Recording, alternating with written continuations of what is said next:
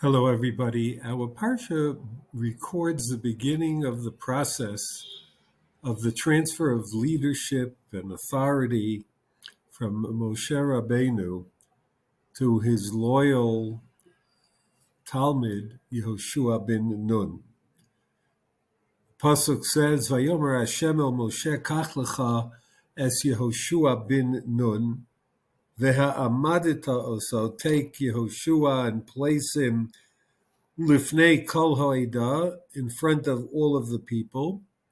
Vitzivisa oso le'einehem, and you should command him in front of them, in their sight. V'nasato mehodecha alav, you should transfer to him some of the glory with which you are bestowed. Lema'an yishma'u kol adas Yisrael, so that all of the people of Israel, of the congregation, can hear.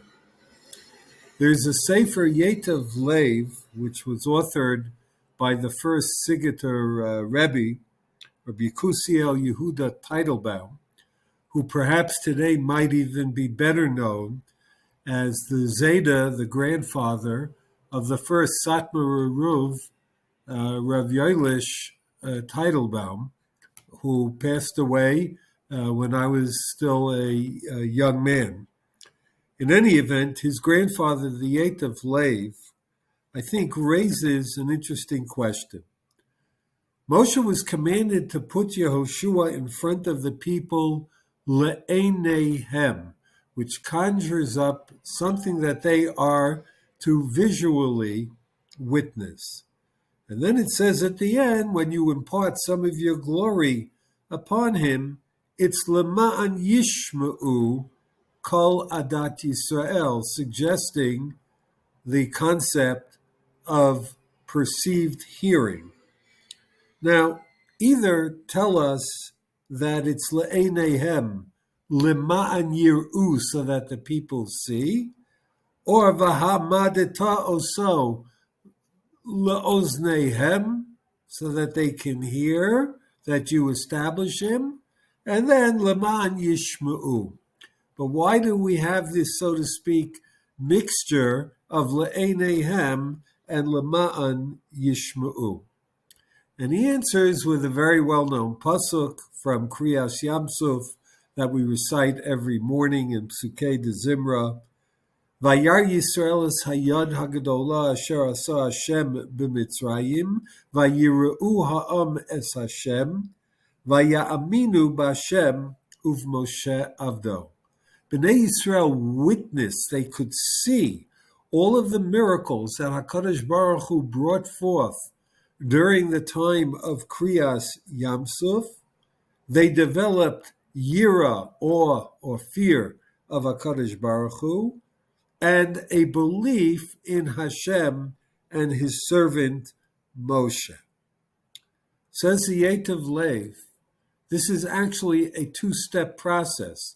And in fact, if you look at the trup, Vayar Yisrael Seyed Agdola, etc., Vayireu ha'am et Hashem et nachta, semicolon, and then comes Vayaminu b'Hashem uv'Moshe avdo. If their belief in God had only been in accordance with what they saw and personally witnessed, that would be limiting the development of their belief in HaKadosh Baruch Hu.